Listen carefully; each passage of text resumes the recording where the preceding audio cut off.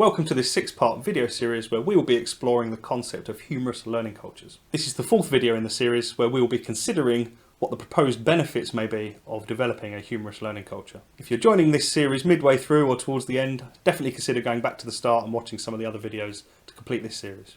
Does a humorous learning culture enhance learning?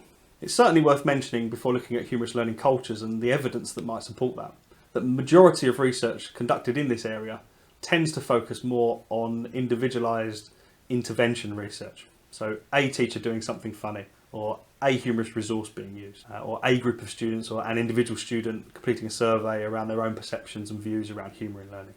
There is little research focusing on cultural or environmental or group-based aspects of humour in learning, which is where I feel there is a need for further research and exploration.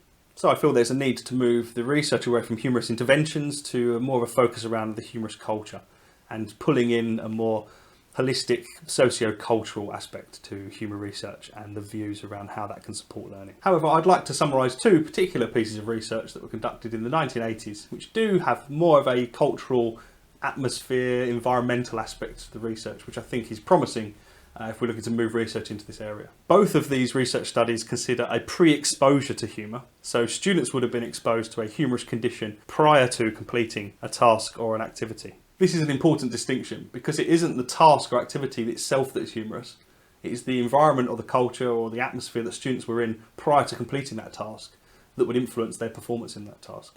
The research conducted by Ziv in 1983 asked students to watch blooper videos prior to completing a task which assessed their levels of creativity.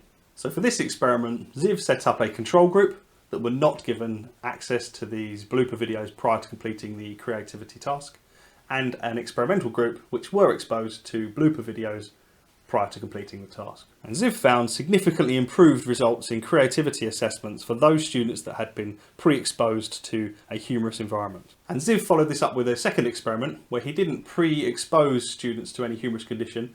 All he simply did was give them a creativity task with one simple instruction: approach this task in a humorous way.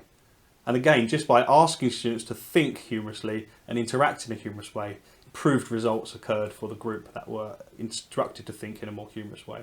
The second study to focus on here is Eisen et al. In 1987, which conducted a similar experiment to Ziv. They had a control group who were not pre-exposed to a humorous condition.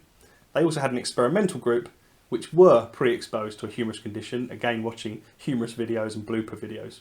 However, a third group existed which were an exercise group, and the reason they were included was to see if there was any difference between humour just creating a euphoric experience for students and that elevating their ability to think creatively and solve problems, and see if there was any comparison between the exercise group. And similar results were obtained from this study in that those students that were pre-exposed to humour had improved problem-solving skills when they were assessed in a problem-solving task. And in addition to this, when the humour group were compared to the exercise group, there were still significant improvements beyond what the exercise group were able to achieve in the problem-solving task, thus suggesting that humour has a cognitive effect on learning much beyond simply just raising a feeling of euphoria and well-being and happiness within the person conducting that assessment. So these 2 studies do provide some initial suggestions that a humorous learning culture may support cognitive performance in students.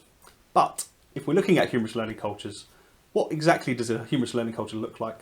What components and features may make up a humorous learning culture? I hope you enjoyed this video on humorous learning cultures. As mentioned, this is one video in a series of 6, so please check out the next one here, or link in the description below for the full series if you wish to watch all of those videos. Don't forget to subscribe and hit that bloody like button. Also, any comments are welcome below. My name's Jonathan Sandling. Ta-ta for now.